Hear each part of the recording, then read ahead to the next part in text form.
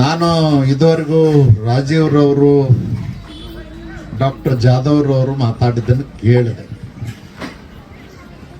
ಅವ್ರ ಕೊನೆಯಲ್ಲಿ ಏನು ಹೇಳಿದ್ರು ಅಂದ್ರೆ, ಹಣ ಹಂಚ್ತಾರ ಕತಾಲ್ಕಿ ರಾತ್ರಿ ಅಂಥೇಳಿ ಗುಲ್ಬರ್ಗಾ ಭಾಷೆದಲ್ಲಿ ಜಾಧವ್ ನಾನು ಕೇಳ್ತೀನಿ, ತಮಗೆ ಸಿದ್ದರಾಮಯ್ಯನವ್ರು ಏನಾರೇ ಜೋಳ ಗೋಧಿ ಬೆಳೆದು ಮಾರಿ ತಂದು ಕೊಡ್ತಾರ? ಹೊಲ್ದಾಗ ಏನ್ರ ಜೋಳ ಗೋಧಿ ಹತ್ತಿ ಬೆಳೆದು ಮಾರಿ ತಂದು ಕೊಡ್ತಾರ ಸಿದ್ದರಾಮಯ್ಯನವರು? ನಮ್ಮ ಹಣನೇ ಲೂಟಿ ಮಾಡಿ ನಮಗೆ ಹಂಚಿ ಹೊರ ಪಡಿಲಿಕ್ಕೆ ಹೊಂಟಾರಲ್ಲ, ಅವ್ರಿಗೆ ಬುದ್ಧಿ ಕಲಿಸ್ಬೇಕು. ನಾನು ಯಾಕೆ ಹೇಳ್ತೇನೆ ಅಂದ್ರೆ, 53,000 ಕೋಟಿ